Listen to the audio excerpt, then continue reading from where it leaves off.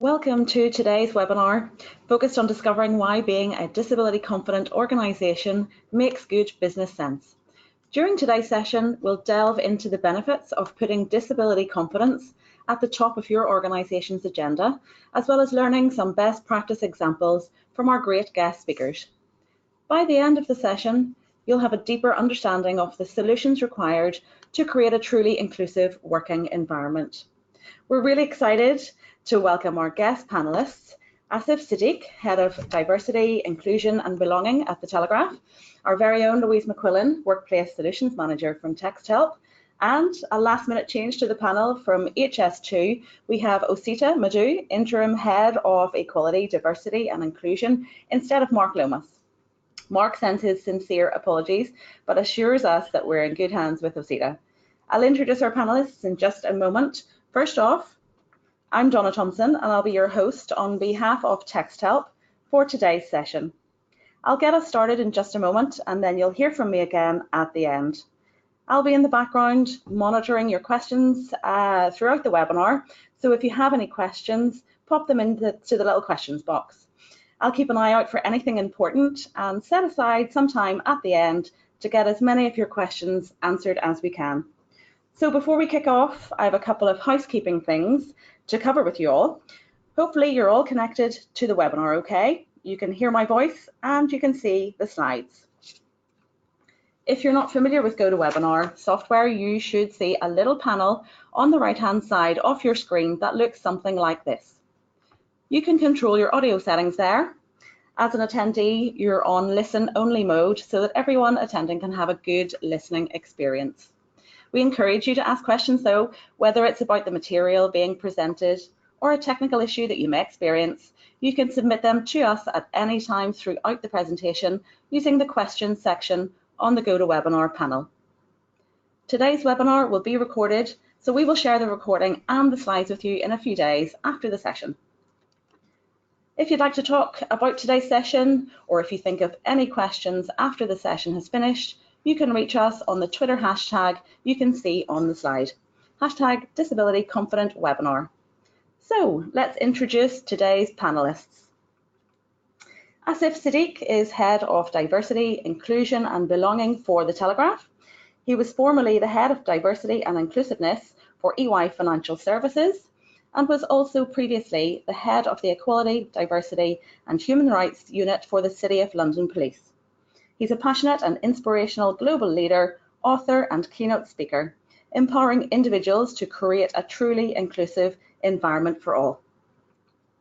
Osita Madhu, not Mark Lomas, is Interim Head of Equality, Diversity and Inclusion at HS2.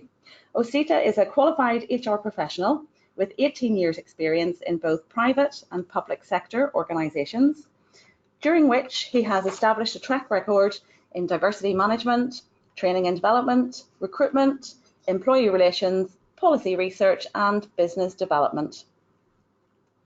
Louise McQuillan, Workplace Solutions Manager at TextHelp, specialises in helping public and private sector organisations to support workforce diversity and inclusion strategies, increase staff productivity and customer engagement.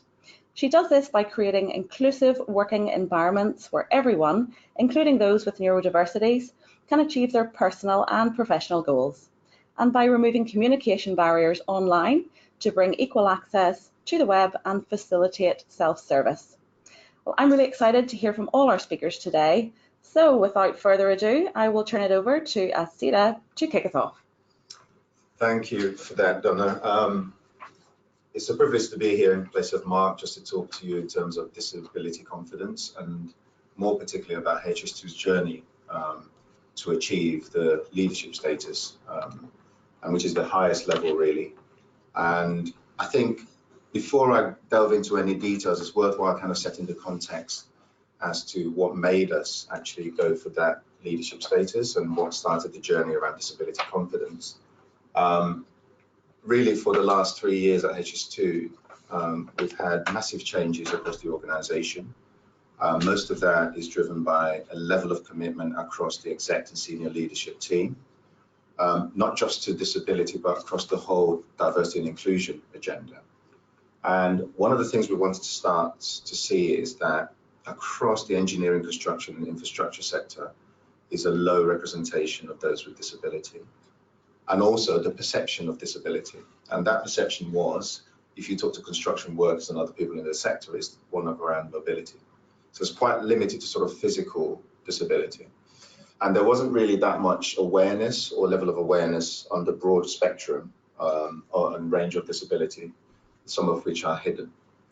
So we had to be very clear and raise awareness internally for staff, our contractors as well, who I work directly with to implement lots of the EDI requirements. So getting that level of awareness across the organization well known was important. Going beyond that is really to get a commitment from our senior leaders and our executive team around why it's important to do very key things around adjustments. Because adjustments was something where it was around compliance. You know, they saw it as a legal thing that you did. You've ticked the box, now we've done it. But no, it needed to be part of the business. It needed to be part of what we do very well.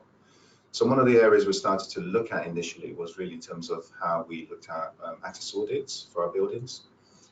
Because the nature of what we did, we're in one office in Canary Wharf, we then had to move to the podium in Euston. And then a number of our offices have sprung up over the last couple of 3 years, actually. So what that meant is that actually we now had a template, if you like, and that access audit gave us really the baseline of what the offices we work in terms of access into the building, the facilities, etc. look like. And we then were in a position to start making some changes to our offices. And Podium was the main offices we made some changes to. And since then, we've now had 2 other offices, one in Birmingham, one in Manchester, where we are going to go out again and do an access audit for those buildings because they're the newest building for us. So it's important from that point of view that we were able to look at just not only our buildings, but also our recruitment and how we actually have more inclusive recruitment tools. And one of the things that was quite key to that is we engage with Clear Company. And part of that is the tools around how do we ask for and make adjustments, not only at interview stage, but once somebody's been offered a role with HS2. So we started perhaps in the last 2 years to develop that in a lot more detail. And the importance of that is you can't overestimate or underestimate how much people are going to want to have things that makes them easier to work at HS2. The perception is as a construction company that we may have barriers, you know, whether those barriers are within the office, but also barriers on site. So again, getting the message out there that actually as a program, there is more to it than just the physical construction was quite key. So we need to look and review our whole recruitment process as part of that. We also looked at things around how do we engage employees who are with us? So, you know, how are they aware of what's going on and raising issues that they find within HS2? Our Together network, which deals with disability, was quite key to that. So in the last 1.5 years, we've had a Together network and they engage around disability issues. They would challenge, they would respond to any policy changes, and they have a voice within the organization. And that's quite key. And we're still trying to drum up membership. As you know, with any staff network, once you start that, it can take some time to get to the level that you want them to be actually effective. So that was quite key for us. So on the back of that, one of the other things we started to do is around our policies. So lots of policies in HS2, because it's a program, it's not a mature organization where typically you'll find lots of systems and processes already developed and working. So there were things yet to be introduced. So attendance management, for example, looking at sickness absences, flexible working, etc. All of those had to make sure that we had checked and made sure that they were inclusive from our point of view, and then get that ratified and signed off. So having policies in place was quite key for us as well. And then the sort of other angle is our supply chain. So you've got internal audience and staff. It's all well and good to run with that. But the key point was now looking at our suppliers. Our suppliers in the main were the ones who are going to deliver the HS2 program. They're going to design and build the railway. And lots of that had to be really through our contract arrangements. So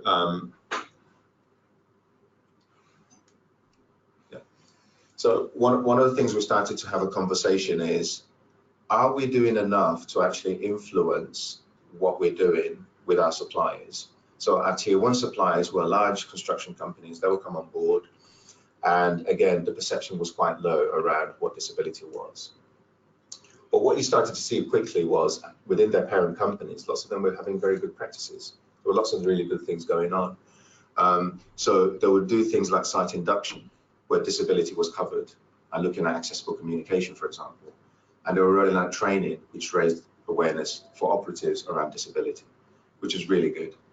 So it's how then do we build that capacity for our suppliers, but also with our subcontractors, so the tier 2 and tier 3 subcontractors. And the message was starting to come through with our suppliers. And one of the things that I set as a sort of a performance challenge in 2018 was to ensure that they at least achieve a disability confident level 2, where they've not actually even made a commitment at level 1. And that was quite key and a challenge for many of them who have not looked at that area. So commitment is quite easy to do and quite straightforward, but it's actually going beyond that. And so from April of this year, we've got 10 of our suppliers who are disability confident level 2. And 3 of those are working towards a level 3 to be leaders. What we now have to do is get the rest of the 5 remaining to get to where we want them to be. So I think that's actually quite good, and in terms of actually addressing the areas we want to going forward. Where things started to change was around the low level of representation of those with disability across the organization. One, from the perspective of attracting people into the organization, was still very low. And another is when you look at the actual demographics and makeup profile of the workforce. At best is 3% across the sector. And it didn't matter where you looked at, whether with us, HS2 internally, or whether with our supply chain. 3% seems to be the sort of benchmark of disability representation. So a lot more we could do. And one of the things we started to do when we actually asked the questions around adjustments, we weren't asking just, do you have a disability? Because we found less people were likely to tell us they have a disability. Because again, it takes trust, it takes really for the employer to be able to turn that around and do something with it. And also to have the sort of level of protection you want within employment. So the question we're asking is, what adjustments do you need? Substantial or moderate adjustments, and we're able to provide that. And hence there's a shift, as you can see, to 16% of staff who have told us they needed either substantial or moderate adjustments. And some of those adjustments, for example, would be things around assistive technology needs. So if they were to make a request for a Dolphin system, for example, which takes only minutes to download, would it be a problem? Would it be a seamless experience where they can request for that, the training will be provided, and they'll be up and running? So what we've now built is actually an online tool where all our assistive technology can be requested. There are 20 and growing number of different tools that staff can request.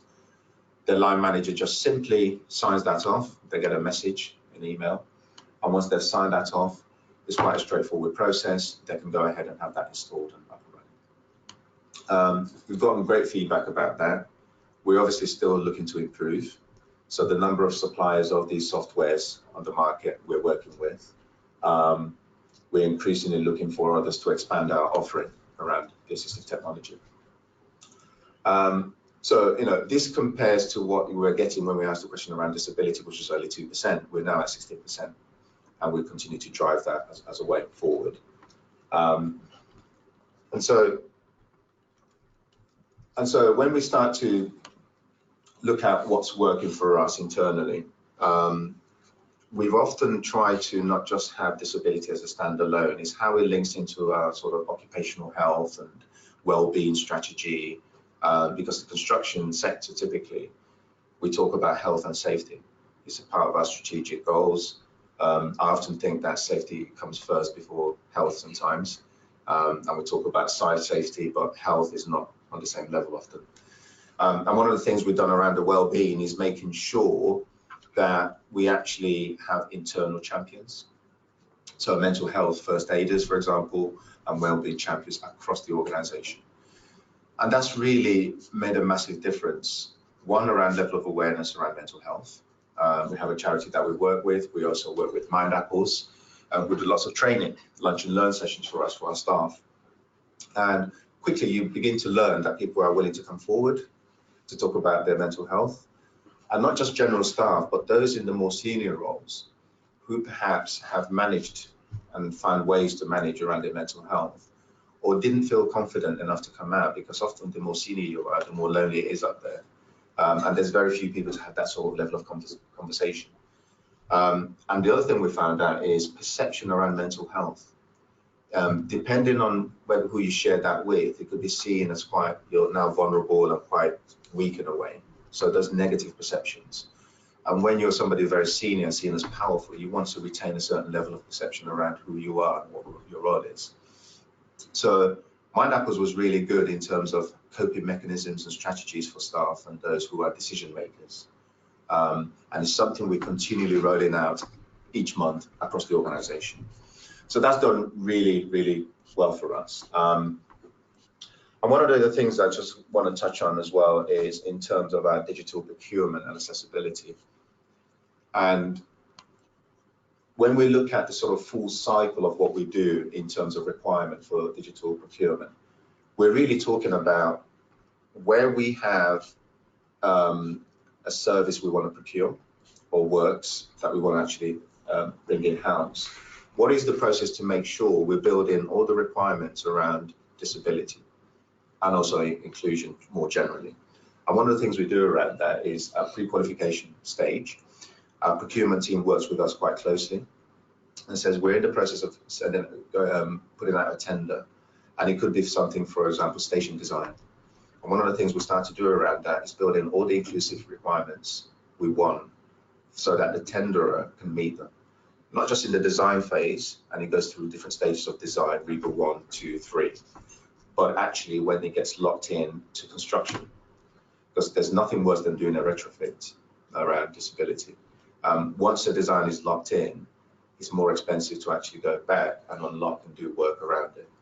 So one of the things we've successfully done, pre-qualification questions, we've asked key questions around that, but also disability and inclusive design. When we go to invitation to tender stage, we actually evaluate the requirements around diversity and inclusion. And one of the key components within that is around disability. And that carries some weight in the scoring overall. And proceeding from that is once the contractor comes on board and is mobilized, we then work with them to capacity build them and tell them exactly how to deliver that. Some of the training we want around disability, for example. How well do their staff know, or can they ask questions and address disability? Are they disability confident employer?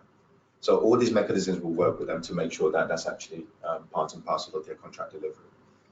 It's important for us for many reasons, because now every company who's going to tender with HS2 at tier 1 already had expectations around diversity and inclusion and know that's an area they need to address, and actually stands in a better stead when they apply for other tenders with the public sector.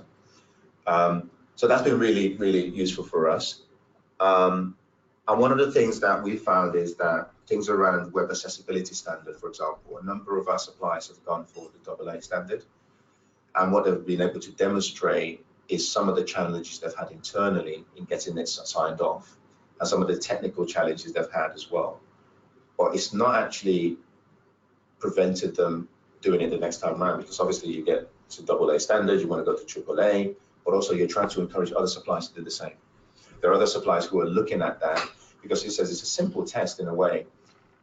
If users or applicants come onto your site and they have an impairment and they can't even apply for a job or seek information that's useful for them, that's already the biggest barrier of entry into your organization. And if you can do that and have that web accessibility standard, it means many more people can actually engage with you, and you've got at least a first entry. So it's a win-win, really. It's cost effective, it's simpler to do, and we're encouraging a lot more of our suppliers to go for that web accessibility standard. And just in terms of the wider sort of, if you like, staff members. You can see a picture there, and in essence, this is really our customer community. So when we look at our customer journey and what we do around our customer journey, these are the sort of people we talk to, and they will give us input and feedback. So they will look at things around perception of what the customer journey will look like once they use HS2. Is it accessible? Is there level access to get onto the train? Are the facilities and amenities within the station easy to access and use? Are there communication or accessible communication within our stations? All these sort of things will be tested, because for us, really, despite everything we do at this end, if the experience of the customer getting from their home to the station, onto the train, and getting to their destination is not seamless and accessible, then we would have failed. And ultimately, we get information from our customer community that helps us shape that. And that's very important, because it's made up of the different stakeholders, not only staff members, but those who are working with disability groups, but also those who are working in the sector as professionals within engineering as well. And ultimately, it's important to get a variety of opinions, because this will inform our suppliers about what works for HS2 going forward. And finally, just want to touch on winning awards and accreditation. I'm a believer that, you know, winning awards is one thing, but it sets a benchmark of the things you need to now do better. It's not that you've arrived and everything is okay. It actually just recognizes the good things you've done, but also prepares you for the things you need to do better on. So Disability Access Centre, we work with them in a number of ways. We're doing an e-learning tool. A massive section within that is around disability. You know, it looks at adjustments, it looks at a whole range of things around inclusive recruitment, etc. And Disability Access Centre are helping us to test out that e-learning package to make sure, again, that it, at least it's at level 2 in terms of web accessibility, AA, sorry. So they work with us in that regard. Green Park does lots of recruitment for us in the interim exec space, and they work with us in sort of driving the disability standard as well. ENEI awards for the last 2 years, we won it in various categories, and certainly within our supply chain, we've seen a massive difference in their approach around disability as well.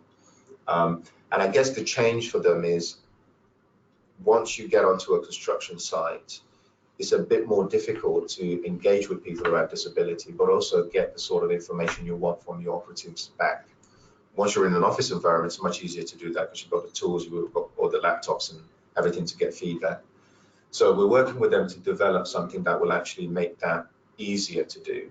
And one of the things we're looking at is a passport system, whereby if you're on an operative site, it captures lots of data around you. Most of this is around a disability profile and diversity profile, but also can flag up very quickly if there are things that needs to be addressed. So it's a very proactive way of working. So occupational health, EDI team would know this straight up, because we'll get information straight on our system to alert us. So I hope that's given you some idea of the things that we've done at HS2. I still think that we have some way to go, but I think in the last 3 years, some of the key areas, like I said, around recruitments, around access audit for our buildings, in terms of actual training and engagement, awareness levels, all these tools have really made a massive difference to the way we operate. And there's nobody in the organization you can go to and talk about disability confidence, and they'll look at you blankly. They'll all know what it does and what is the difference it's made. All right, that's great. Okay, so next up then, Asif from the Telegraph. Thank you. So before I start, I just want to set the scene around what it's meant to us and how we've sort of taken this approach and what we've tried to focus on. But I think it's important to understand as an organization why or how we're focusing on diversity, inclusion and belonging, so that you can understand our approach to the various areas around accessibility. So the first thing for us, I guess, which has been quite important, is to realize that no one's actually a box, so no one's one characteristic. And one of the reasons for that is we run the danger of placing people into boxes and then assuming that their needs are based on a box that they fit into. And that goes across the spectrum of various different diversity characteristics. We've got boxes for everyone because those boxes were created to make life comfortable.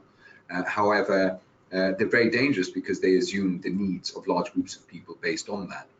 And then, going further than that, there's numerous elements. And even when it comes to, disabilities, people can have more than one disability or more than one characteristic. And how do we ensure that what we are providing is relevant in that respect? And looking at just research in this area externally, one of the biggest challenges when it comes to accessibility has been the environment and the people. So it's not the individuals themselves. As I've mentioned before, I'm personally I'm dyslexic, and I know what I need to address that within a workplace. But it's the people around me that need to adjust, not me. And that's a crucial thing, because what we tend to do as organizations is bring people in with different abilities and then normalize them in our heads or in the way that we, what we give them. And actually, that doesn't support any business's objectives around, getting best use of individuals with different abilities. If people feel that they belong and can bring their differences along, they're more productive, there's more innovation. And that brings me on to the crucial point that actually doing all this is not a nice to do. That has, unfortunately, a lot of people think it is a nice to do, or when we get time and it's something that we can focus on, but it's now a business imperative. It is crucial for business to get this right if we're going to create both accessibility for our staff and get the best output out of our staff, but actually for our customers as well. And once we start seeing it in that light, that's when you see real change happening in this space. And I'll cover the two elements and how that's had an impact on us. So I guess the first thing is, I just wanted to highlight that, we look at abilities in numerous different ways, as I've mentioned, but what about non-visible disabilities? And that's a great challenge, especially around educating our broader workforce around that. So let me give you some examples. For example, disabled toilets. Someone with a non-visible disability, how comfortable are they to go into one of those toilets? And are people going to challenge them? Are people going to accept it? And this is where people have built up in their minds a perception of what a disability should be. I've heard horror stories actually, when you read some of the papers and see some of the stories out there, where people have been challenged because people have perceived them not to have a disability because it's not what they traditionally see as a disability. So it's important to educate your workforce around what are the different non-visible disabilities as well. A disability doesn't have to just be visible for it to be accepted. And then the other element around this is, so what do you then do? How do you challenge your processes? And I've got a list here of some of the things that we've done, but what we've really tried to focus on is this whole concept of trying to go broader than the individual. So this is about our workplace and how do we create accessibility. So the first point up there is, so we provide a number of different opportunities for people through our well-being efforts. And one of them is our gym, of course, which is great, right? If you are from the majority, or, I don't use the word normal because I do not see others as being normal. I'm normal in my own head with my difference, and that should be the way it is. But it's how do we create then, when we're offering products and services, accessibility for everyone around them. This also really interestingly comes across into mental health. I hear a lot about challenging work around mental health, and we've got mental health first aiders as well. We've got about 100 odd trained across our organization. But do we understand some of the barriers and challenges to people from different backgrounds and communities? So the stigma attached to mental health in South Asian communities, how are we tackling that? So it's great to offer services, but we have to understand that actually we need to then create accessibility for different groups around accessing those services. So reasonable adjustments and our policy and processes around that. One of the things we've tried to do is, again, when staff join, of course, we get them to fill out a questionnaire around what reasonable adjustments they want. But we don't do it ourselves. We do it through our healthcare provider. They do the questionnaire, they ask the questions, and then they let us know if there's any reasonable adjustments we need to make. And if there's none, if they feel that the condition can be managed, they don't tell us. So this goes into the point around, people where there's fear of telling us directly, actually they can be comfortable in knowing that they can tell a third party, and then will only be passed on information if there is a need to make any adjustments. We don't need to know, everything, because unless we need to make those adjustments, we have to understand that, it's not necessary to know every element. We've created a website where we've provided numerous elements around accessibility, and given people the opportunity to be able to access or understand how to deal or engage. So this is for managers and the wider teams to understand what it means, to understand or read more about neurodiversity, dyslexia, dyspraxia, autism, and other elements. This is more like I would say like a resource hub, but it does give them that that support that they need to sort of almost self-educate in their time and as they need to.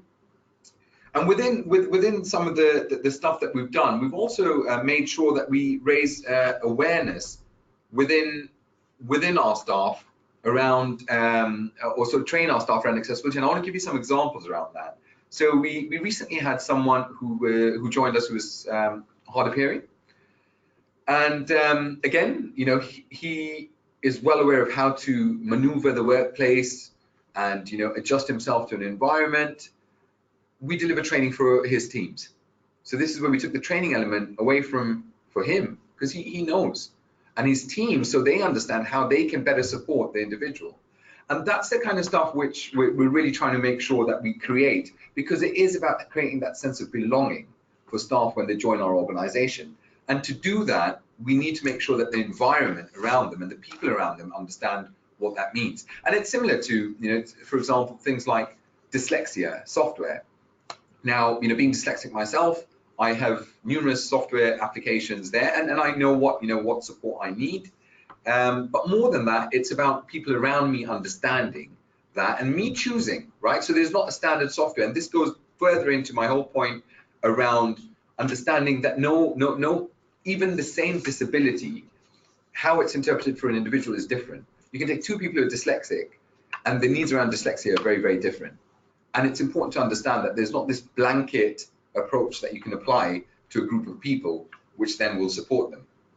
We've looked at improving signage around the office, and this is probably a standard thing to do, but we've made sure that it is easier, it is more visible.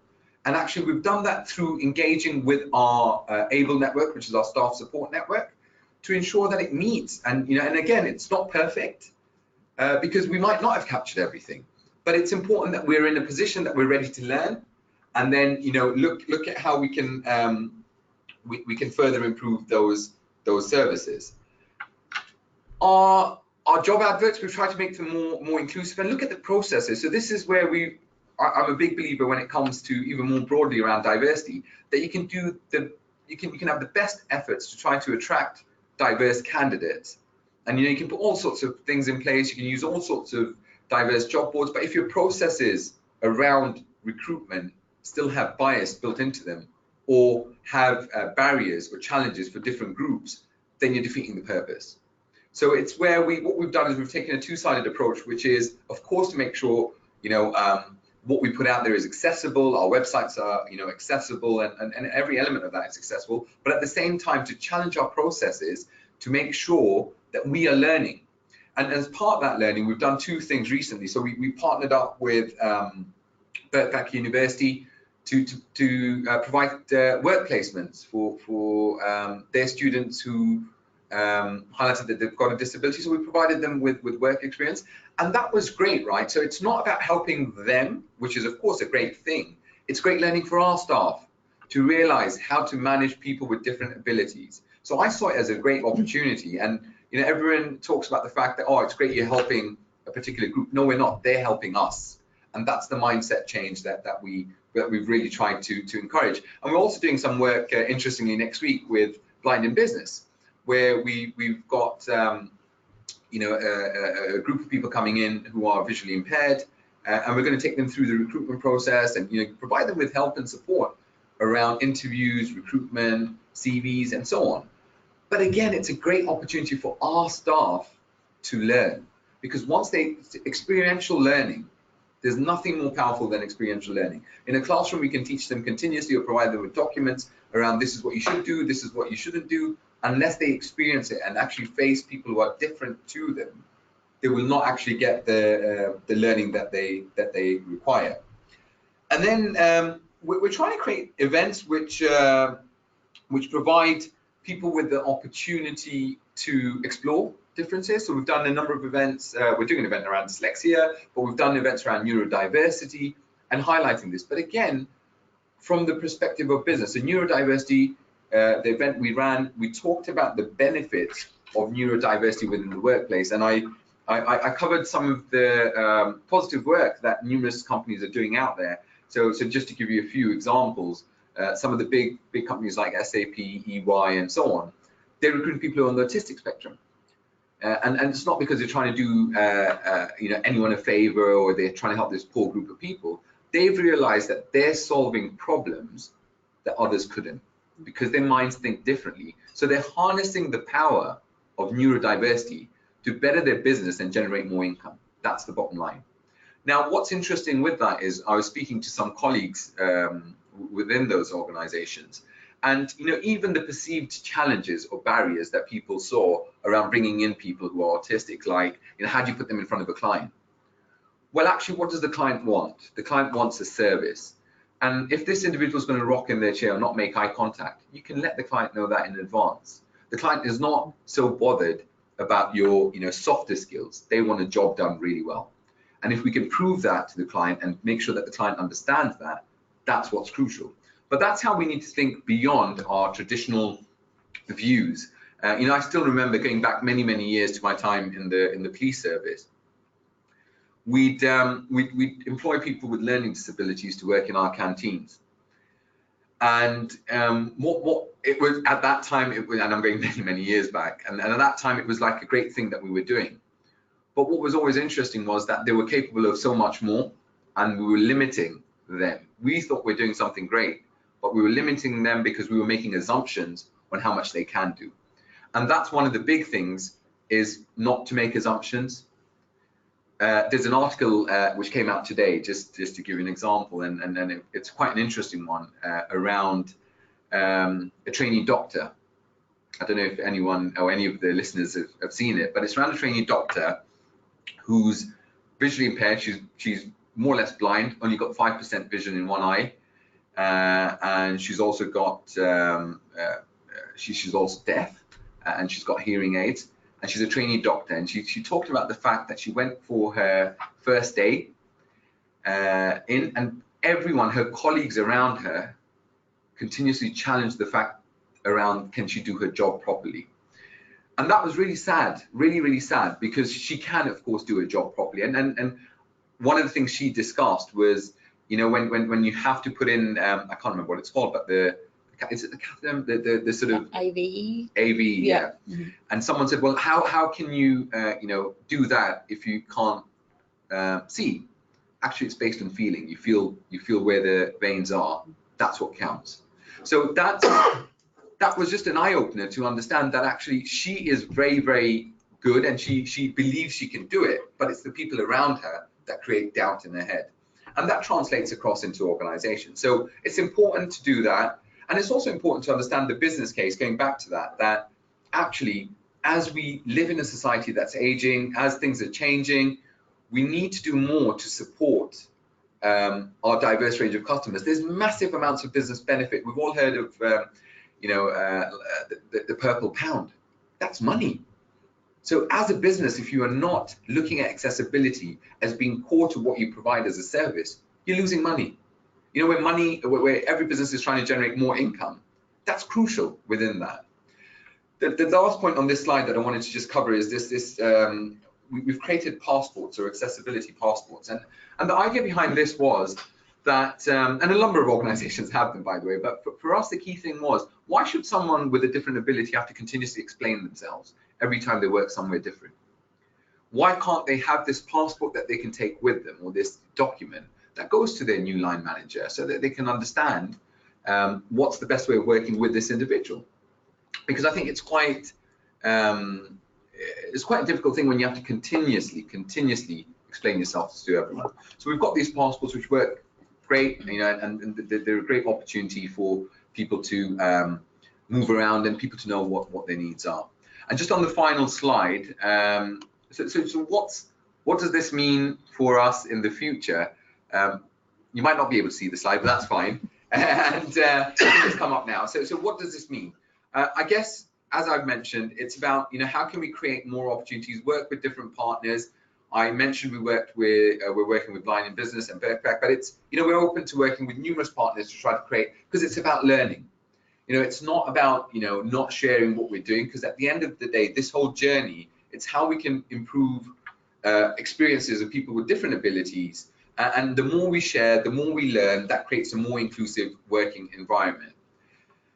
Inclusive staff experiences, this is where we have to really acknowledge that, you know, people with different abilities, it's not just about bringing them through the door, it's then their experiences. And to create those experiences that are positive, we have to value the difference that they bring, not try to fix them, you know, which is one of the things D&I sometimes ends up doing, trying to fix groups of people. It's about allowing people to be different, but yet valuing that. Not everyone has to think like us, that doesn't create innovation. And we want to make sure that all our, you know, elements are accessible. And this is where it's important to engage with the very people that we're creating accessibility for. It's great for me to sit here. I mean, I can talk from, you know, the sort of element of dyslexia, but I can't talk more broadly than that. For that, I need people who've got lived experience. So lived experience counts for a lot, and we need to capture that. And, you know, improve product accessibility, that's key. Whatever products we put out there, they have to be accessible. There's numerous documents out there that, you know, state that people with disabilities don't have access to products. You know, a lot of products don't cater for people with disabilities, and that you're missing a market. It's money. So, you know, how do we create products, accessibility, so we can do the right thing, but more so improve our business? Thank you. Great, all right, that's lovely, Asif, thanks very much. And lastly, we've got Louise then. Yeah, well, thanks very much. Those was really insightful from both of our speakers. So before I think we delve into the question section of today's webinar, I wanted to tell everybody a little bit more about why TextHelp have actually got involved in the Disability Confidence Scheme. So our mission at TextHelp really is to provide a world where difference, disability or language are no longer barriers. If you couple that up with our mission of wanting to help unlock everyone's full potential through technology, it was pretty clear that we should get involved in the Department of Work and Pensions Disability Confidence Scheme. Whilst we've been committed to the scheme for quite some time, we're now very proud to be a disability confident employer, which is level 2 of the scheme. And we're working very hard at the moment to become a disability confident leader, which is obviously the highest level of the scheme. So since we help millions of people all over the world with disabilities through our software every day, it's definitely part of our DNA. To be involved in a scheme like this in the UK just made sense, and we can help not only our own employees, but other organisations in our community and really help recognise the importance of employing disabled talent. As part of our own commitment to the scheme, we've partnered with a local mental health organisation, and what we do is now invite an individual each month to come along and job shadow in our admin team. So it really helps them get a feel for the office environment and can help develop some of those key skills, or in some cases actually redevelop some of those workplace skills. We're also trying to address our recruitment policies and are now actively recruiting as a disability friendly organisation. So ensuring the process of applying right through to interviewing for new positions is as accessible as possible for everybody.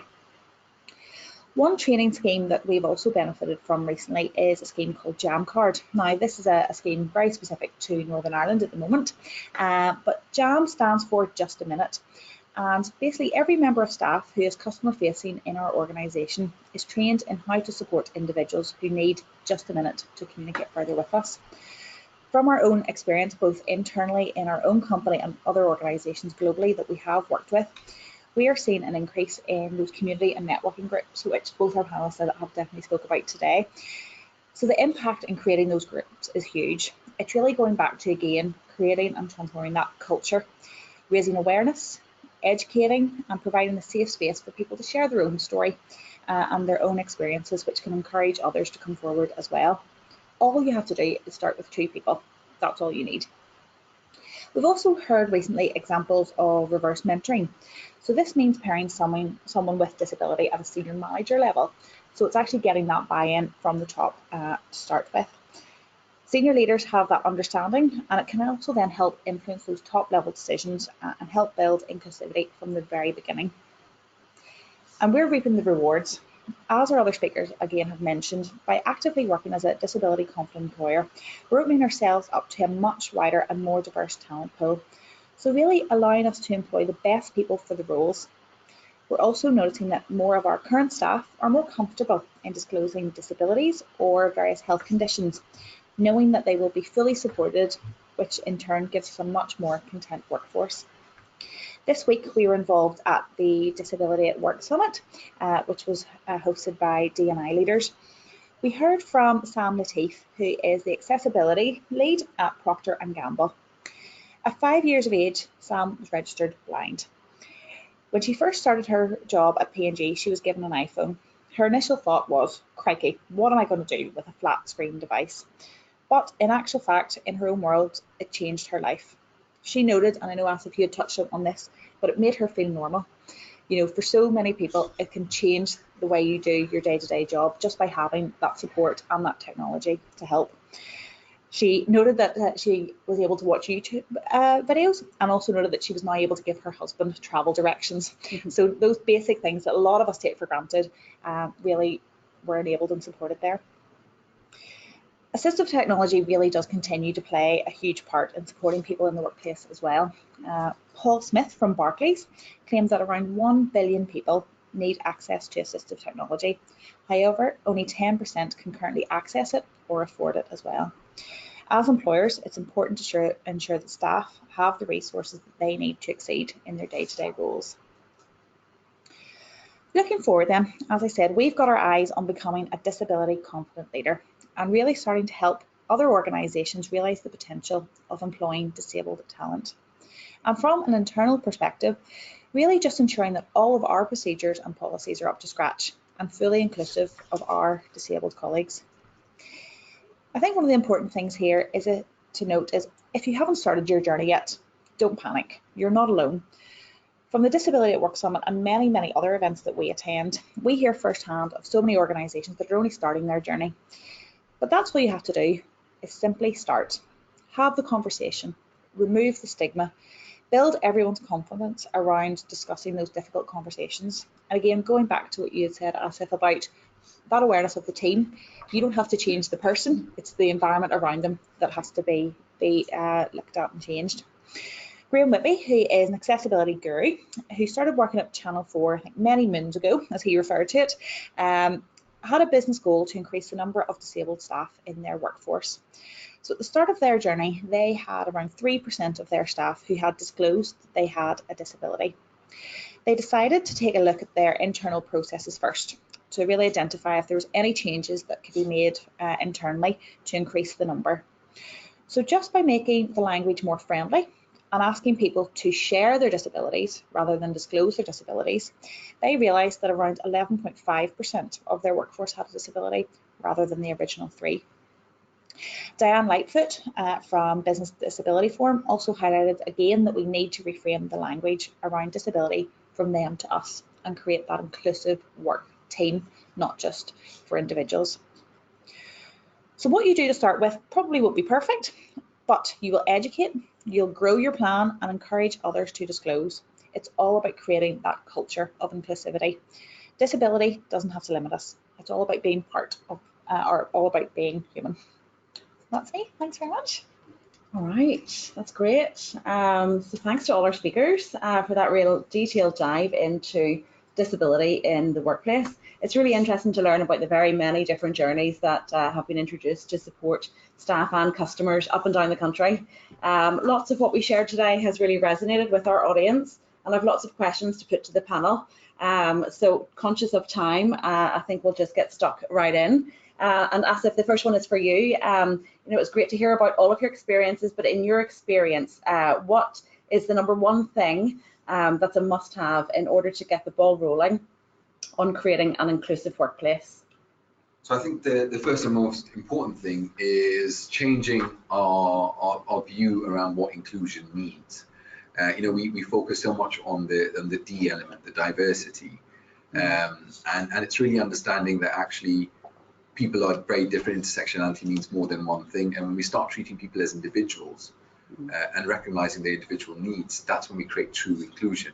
And actually, more than inclusion, it is belonging. We need to create a sense of belonging. That's when people have trust, when people feel they can be their authentic self. Because inclusion really means, I'll give you a seat around my table. That doesn't mean that you can be yourself yet. It just means you're included.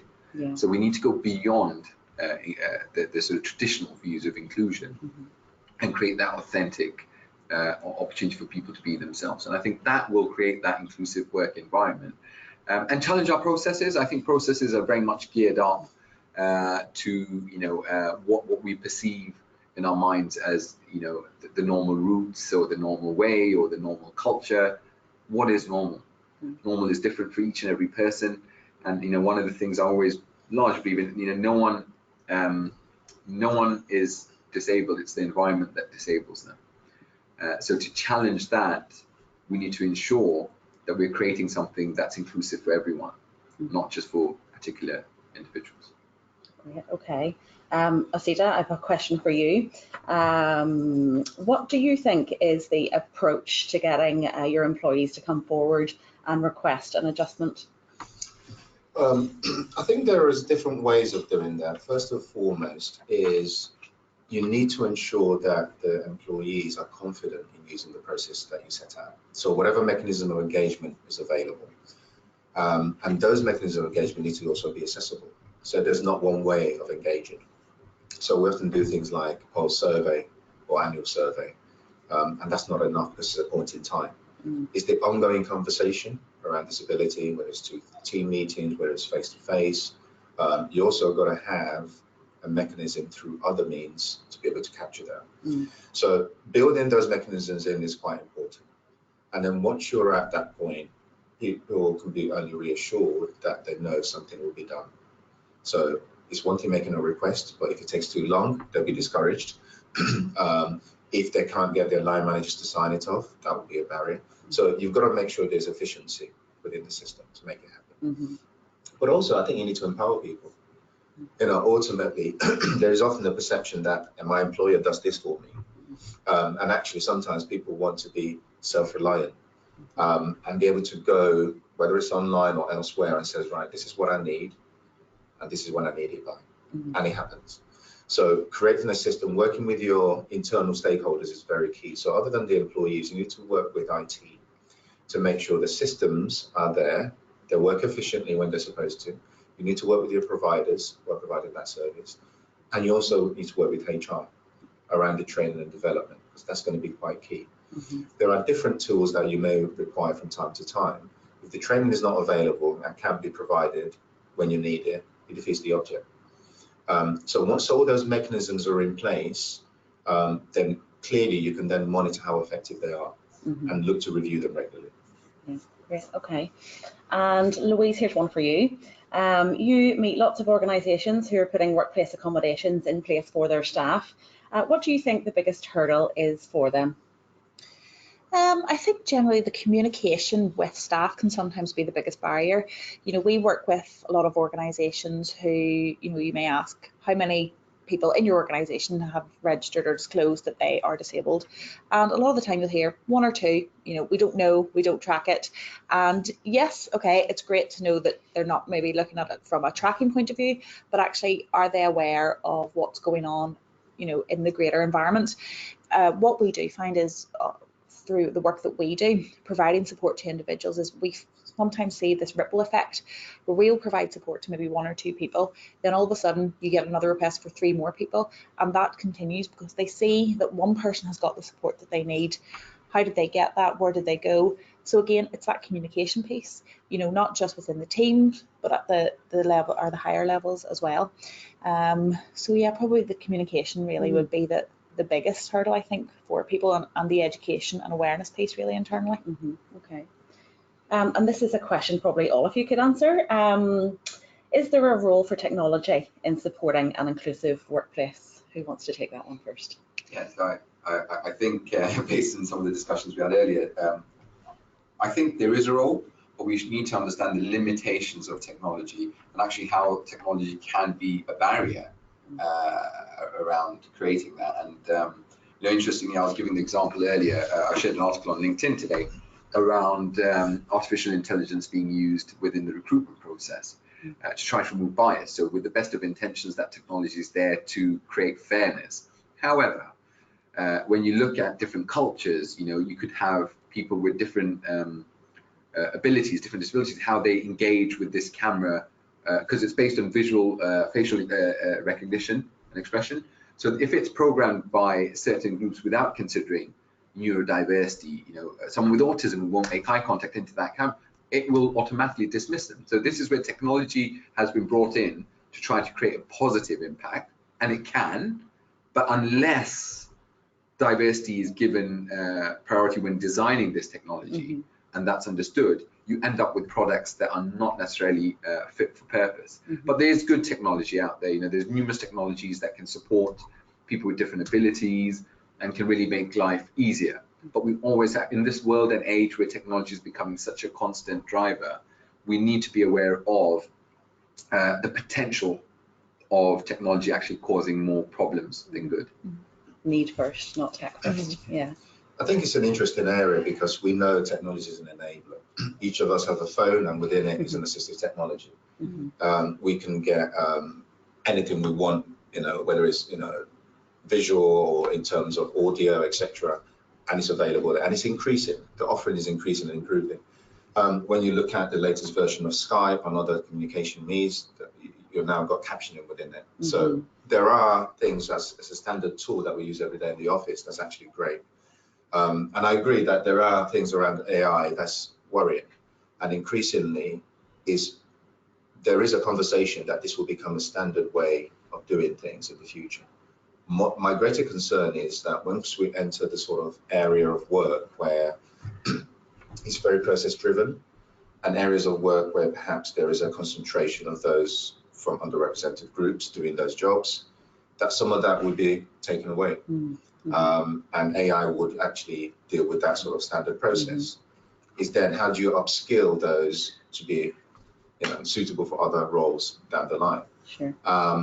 Although we're told increasingly that it won't displace jobs, is there to create and enable us. So I think there is a balance really between where we want to be with technology and where it is at the moment. But the key thing is whatever technology is rolled out is how involved are those with impairment, with disability, in developing the software, in developing the tools to be fit for purpose. And what you find increasingly, whether it's AI or any other sort of technology, there's very few. When you look at the test user groups, very few of those with disability. So actually what you end up with is not fit for purpose whatsoever.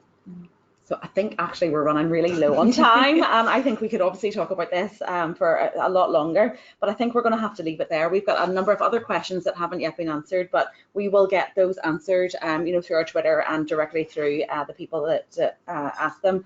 So thank you so much, everybody, for joining us, and a special thanks to our panelists today, Asif, Louise, and special thanks to you, Osita, standing in at such short notice.